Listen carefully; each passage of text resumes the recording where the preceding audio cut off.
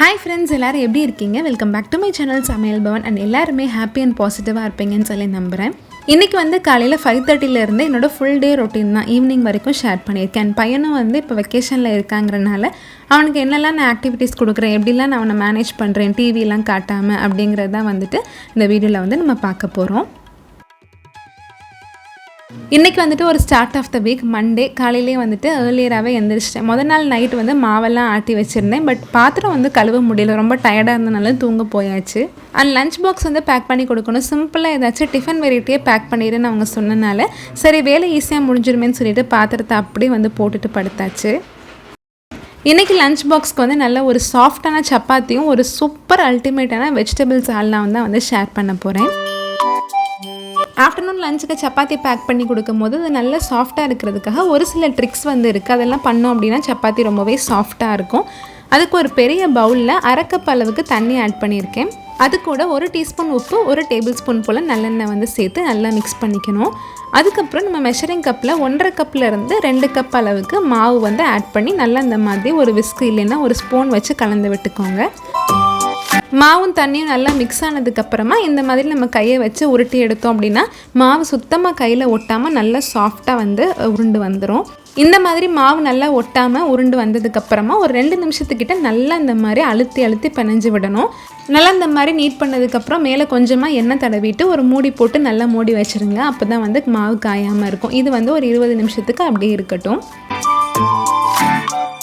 காலையில் எழுந்திரிச்சு வேகமாக சமைக்கணும் அப்படின்னு சொல்லிட்டு வரும்போது சிங்க்கு நிறைய பாத்திரம் இருந்துச்சு அப்படின்னா நமக்கே பயங்கரமாக டென்ஷன் ஆகும். அதனாலே நான் மோஸ்ட்லி வந்து பாத்திரம் கிச்சன் எல்லாமே கம்ப்ளீட்டாக க்ளீன் பண்ணி வச்சுட்டு தான் வருவேன். இப்போ ஊருக்கு போனதுனால ஒரு 2-3 நாளாகவே வந்துட்டு எனக்கு மறுபடியும் என்னோடய ரொட்டீனை ஸ்டார்ட் பண்ணுறதுக்கு கொஞ்சம் டைம் எடுத்தது. ஸோ அதனால வந்து பாத்திரம்லாம் வந்து அப்படியே போட்டு வச்சுருந்தேன். இப்போ வந்து சம்மர் சீசனுங்கிறனால டெய்லியுமே லஞ்ச் பேக் பண்ணும்போது ஒரு சின்ன பாக்ஸில் கொஞ்சமாக தயிர் சாதம் வந்து வைக்கணும் அப்படின்னு சொல்லி நினச்சிருக்கேன். அதனால் குக்கரில் வந்துட்டு சாதம் வந்து வேக போட்டிருந்தேன். டிஷ்வாஷர் இருக்கும்போது ஏன் கையிலே வாஷ் பண்ணுறேன்னு சொல்கிறீங்க அப்படின்னு சொல்லி கேட்பீங்க. டிஷ்வாஷருக்கு தேவையான ரின்சைடு அப்புறம் இந்த டிட்டர்ஜென்ட் இதெல்லாம் வந்து காலியாக இருந்துச்சு. எல்லாமே வந்து ஆர்டர் பண்ணியிருந்தது டெலிவரி ஆகாமல் இருந்தது. அதனால தான் வந்து கையில் வாஷ் பண்ணியிருந்தேன்.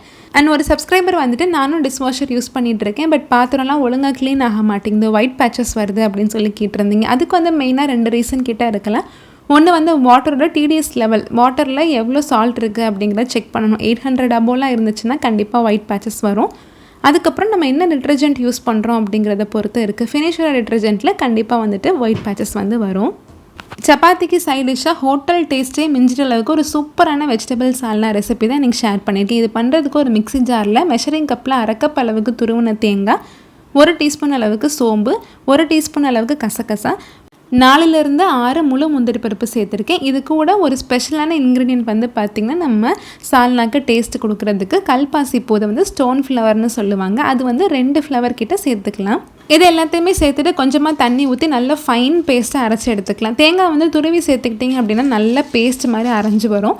இதே இது பல்லுப்பெல்லாம் கட் பண்ணி சேர்த்துக்கிறீங்க அப்படின்னா பின்னாடி இருக்க அந்த ப்ரௌன் லேயர் இருக்கு இல்லையா, அதுவும் சேர்ந்து ஒரு மாதிரி நல்லா அரையாத மாதிரி இருக்கும். ஸோ அது மட்டும் வந்து பார்த்துக்கணும்.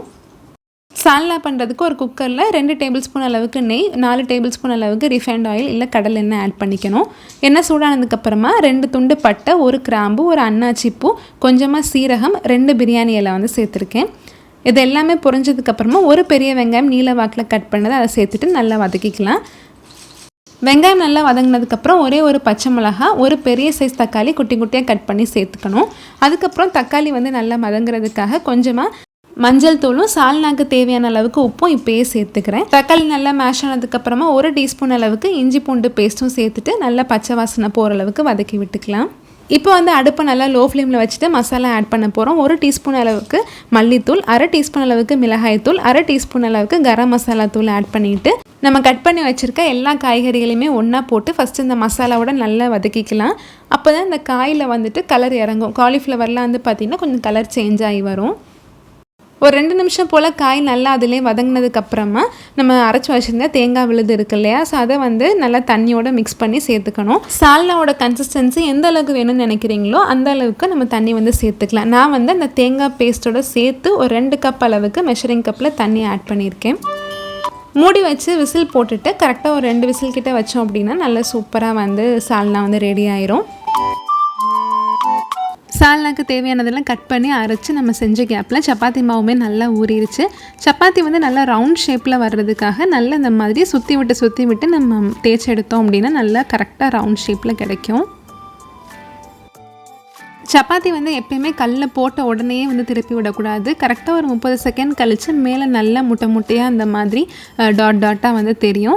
அதுக்கப்புறம் அடுத்த சைடு திருப்பி விட்டுட்டு மேலே கொஞ்சம் நெய் இல்லைனா எண்ணெய் வந்து தடவி விட்டுட்டு திருப்பி போட்டு எடுத்தோம் அப்படின்னா நல்லா சாஃப்டான சப்பாத்தி கிடைக்கும். அண்ட் சைட்லேயும் வந்துட்டு சால்னா வந்து ரெடி ஆயிடுச்சு. சால்னா வந்து தேங்காய் ஆட் பண்ணி செஞ்சுருக்கோங்கிறனால குக்கர் ஓப்பன் பண்ண உடனே மேலே வந்து ஒரு லேயர் ஃபுல்லாக தேங்காய் இருக்க மாதிரி இருக்கும். அதை வந்து நல்லா மிக்ஸ் பண்ணிவிட்டு சர்வ் பண்ணோம் அப்படின்னா கன்சிஸ்டன்சி கரெக்டாக இருக்கும்.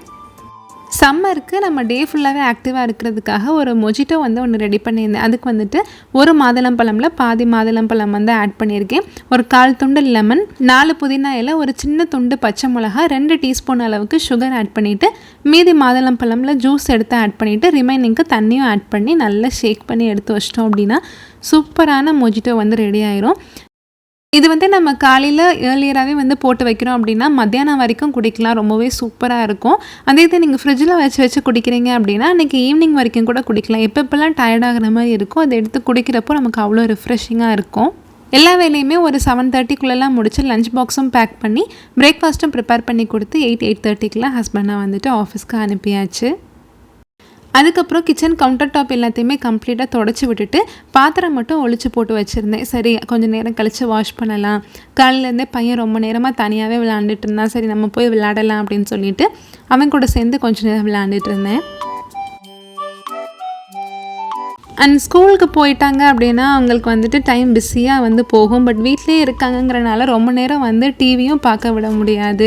அண்ட் ரொம்ப நேரம் வந்து தனியாகவும் விட முடியாது. நம்ம வந்து அங்கே என்கேஜ் பண்ணுற மாதிரி தான் இருக்கும் ஃபுல் டே. அதனால தான் என்னால் ரெகுலராக வந்து விலாக்ஸ் வந்து அப்லோட் பண்ண முடியல. அன்றைக்கி வந்து சப்பாத்தி போட்டிருந்தேங்கிறனால ஒரே ஒரு சப்பாத்திக்கான மாவு மட்டும் அவன்கிட்ட கொடுத்துட்டோம் அப்படின்னா அதை வச்சு நிறைய க்ரியேட்டிவாக டிசைனாக ஏதாச்சும் பொம்மை பண்ணிகிட்டு இருப்பான்.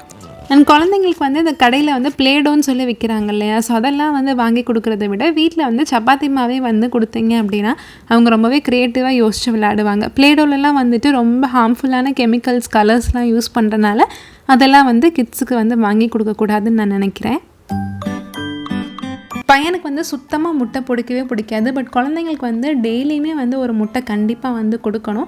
அதுக்கு நான் என்ன பண்ணுறேன்னு பார்த்தீங்கன்னா அவனுக்கு டெய்லியுமே தோசை வந்து எப்படியாச்சும் ஒரு நேரமாச்சும் செய்வோம் இல்லையா, ஸோ அப்படி செய்யும் போது முட்டை தோசையாக வந்து போட்டு கொடுத்துருவேன். அந்த மாதிரி போட்டு கொடுத்தேன் அப்படின்னா அவன் இது வரைக்கும் கண்டுபிடிச்சதில்லை. பிரேக்ஃபாஸ்ட்டுக்கு ஆளுக்கு ஒரு முட்டை தோசை சாப்பிட்டு முடிச்சுட்டு பால்கனியில் சிந்தி இருந்த சப்பாத்தி மாவெல்லாம் வந்து க்ளீன் பண்ணிகிட்டு இருந்தேன். அதை அப்படியே தொடச்சி விடாமல் விட்டோம் அப்படின்னா அந்த சின்ன சின்ன கோதுமை மாவுக்கு வந்துட்டு எறும்பு வந்து நிறையா வர ஆரம்பிச்சிருது. பெட் ஸ்ப்ரெட் வந்து வாரத்தில் ஒரு தடவை சேஞ்ச் பண்ணிடுவேன். டெய்லியுமே வந்து பார்த்திங்கன்னா போட்டிருக்க பெட் ஸ்ப்ரெட்டை ஒரு தடவை எடுத்து நல்லா உதறிட்டு மறுபடியும் நீட்டாக விரித்து வச்சா தான் பார்க்குறதுக்கு வந்து நீட்டாகவும் இருக்கும். அது மட்டும் இல்லாமல் டெய்லியுமே நம்ம காலையில் ஒரு 5:30 மணிலேருந்து நைட்டு 11 மணி வரைக்கும் கண்டினியூஸாக ஏதாச்சும் ஒரு வேலை பார்த்துட்டே தான் இருப்போம். எண்ட் ஆஃப் த டே வந்து நம்ம நல்லா டயர்டாகி வரும்போது நம்மளை வெல்கம் பண்ணுறதுக்கு வந்து பெட்டு எப்பயுமே வந்து ரெடியாக இருக்கணும்னு சொல்லி நான் நினைப்பேன். காலையில் எந்திரிச்சதுமே ஒரு 2 மணி நேரத்துக்கிட்ட ஜன்னல்லாம் வந்து ஓப்பன் பண்ணி வச்சுருப்பேன் பெட்ரூமில். அதுக்கப்புறம் நல்லா கர்டன்லாம் போட்டு மூடி வச்சிடுறது. இந்த மாதிரி பண்ணும்போது ரூம்குள்ளே வந்துட்டு பகல் நேரத்தில் வெக்க ஏறாமல் இருக்கும். அண்ட் இந்த கேமிங் சேர் சைடில் இருக்கு இல்லையா, இது வந்து ஹஸ்பண்டோட ஒரு பர்த்டேக்கு நான் வந்து கிஃப்ட் பண்ணியிருந்தேன்.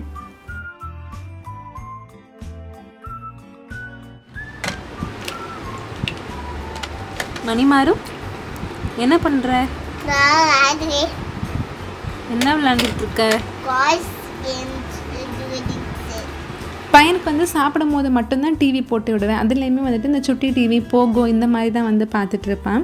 2 சின்ன டப்பா நிறையா தண்ணி வந்து பிடிச்சி கொடுத்துட்டோம் அப்படின்னா அவனோட டாய்ஸ் எல்லாம் வந்து போட்டு வச்சு விளையாண்டுட்டு இருந்தான். அந்த கேப்பில் வந்துட்டு ஊருக்கு கொண்டு போயிருந்த பேக்கெல்லாம் வந்துட்டு ஒன்றா பிரித்து எடுத்து வச்சுட்டு இருந்தேன். லஞ்சுக்கு நாங்களுமே வந்து சப்பாத்தி தான் வந்து சாப்பிட்ருந்தோம். ஊர்லேருந்து வரும்போது நிறைய திங்ஸ் வந்து தூக்கிட்டு வர முடியல, ட்ரெயினில் தான் வந்தோம் அப்படிங்கிறனால. அதனால நான் எடுத்துகிட்டு போக முடியாத திங்ஸ் எல்லாம் வந்துட்டு கொரியரில் அம்மா அனுப்பிச்சி விட்டுருந்தாங்க. மரத்து கருவேப்பிலை வந்து எனக்கு ரொம்பவே பிடிக்கும். கிளம்பும் போது பறிச்சு எடுத்துகிட்டு போகணுன்னு சொல்லி நினச்சிட்டு இருந்தேன். பட் மறந்துட்டேங்கிறனால அதை வந்து அனுப்பிச்சி விட்டுருந்தாங்க. அம்மாவும் பெரியம்மாவும் சேர்ந்து முறுக்கு வந்து செஞ்சுருந்தாங்களா, அது வந்து ஒரு 2 கவர் கிட்ட போட்டு கொடுத்து விட்டுருந்தாங்க. அண்ட் பட்டர் பீன்ஸ் வந்து மதுரையில் ரொம்பவே சூப்பராக வந்து கிடைக்கும் ரவுண்டாக. அதுவும் எனக்கு பிடிக்குங்கிறனால அனுப்பிச்சிருந்தாங்க. கூடயே வந்துட்டு மிளகாய்த்தூள், மல்லித்தூள், மசாலா பொடி இது எல்லாமே வந்து அரைச்சி கொடுத்துருந்தாங்க. அங்கே வந்து இந்த நாட்டு பூண்டில் வந்து கொஞ்சம் பெரிய சைஸ் வந்து கிடைக்கும். அது வந்து உடம்புக்கு ரொம்பவே நல்லதுங்கிறனால அதுவுமே வந்து பேக் பண்ணி விட்டுருந்தாங்க. முறுக்கு வந்து ஏன் ப்ரௌன் கலரில் இருக்குதுன்னு பார்த்தீங்கன்னா, உளுந்து வந்து ரொம்ப நேரம் வந்து வறுத்துட்டோம் அப்படின்னா முறுக்கோட கலர் வந்து டக்குன்னு நம்ம எண்ணெயில் போட்டோன்னேவே இந்த மாதிரி ப்ரௌன் கலரில் ஆயிரும். பட் டேஸ்ட் வந்து ரொம்பவே சூப்பராக இருந்தது, நல்லா வாசனையாகவும் இருந்தது. நம்ம உளுந்து மட்டும் வறுக்கும் போது லைட்டாக வந்து வறுத்தா போதும். அம்மா பண்ணுற இந்த முறுக்கு மெத்தட் வந்து பார்த்திங்கன்னா சுத்தமாக முறுக்கில் எண்ணெய் ஒட்டவே ஒட்டாது. 2 மாதம் ஆனாலும் முறுக்கு அதே பொறுப்போடு அப்படியே இருக்கும். நாங்கள் தீபாவளிக்கெல்லாம் இதை மொத்தமாக போட்டு வச்சு அப்பப்போ எடுத்து சாப்பாட்டுக்கெல்லாம் வச்சு சாப்பிடுவோம். ரொம்பவே சூப்பராக இருக்கும். அண்ட் இந்த முறுக்கு மாவு ரெசிப்பியும் சீக்கிரமாகவே அம்மா கிட்ட கேட்டுட்டு நான் ஃப்யூச்சர் வ்ளாக்ஸில் ஷேர் பண்ணுறேன். ஸ்நாக்ஸுக்கு வந்து எல்லாருமே நிறையா முறுக்கு சாப்பிட்டனால வயிறு வந்து நல்லாவே ஃபில் ஆயிடுச்சு. அதனால் நைட்டு வந்து டின்னருக்கு தோசை தான் வந்து பண்ணியிருந்தேன். கொஞ்ச நேரம் ஈவினிங் வாக்கிங் போயிட்டு பசங்களோட பார்க்கில் விளையாண்டுட்டு ரொம்பவே ஜாலியாக அன்றைக்கி டே போச்சு. அவ்வளோதான் ஃப்ரெண்ட்ஸ், என்னோடய டே வந்து இப்படி தான் போச்சு. இந்த வீடியோ உங்களுக்கு பிடிச்சிருக்குன்னு சொல்லி நம்புகிறேன். இந்த வீடியோ உங்களுக்கு பிடிச்சிருந்துச்சுன்னா நம்ம சேனல் சமையல் பவனுக்கு சப்ஸ்கிரைப் பண்ணி வச்சுக்கோங்க. இன்னொரு சூப்பர் இன்ட்ரெஸ்டிங்கான வீடியோவில் பார்க்கலாம். தேங்க்யூ.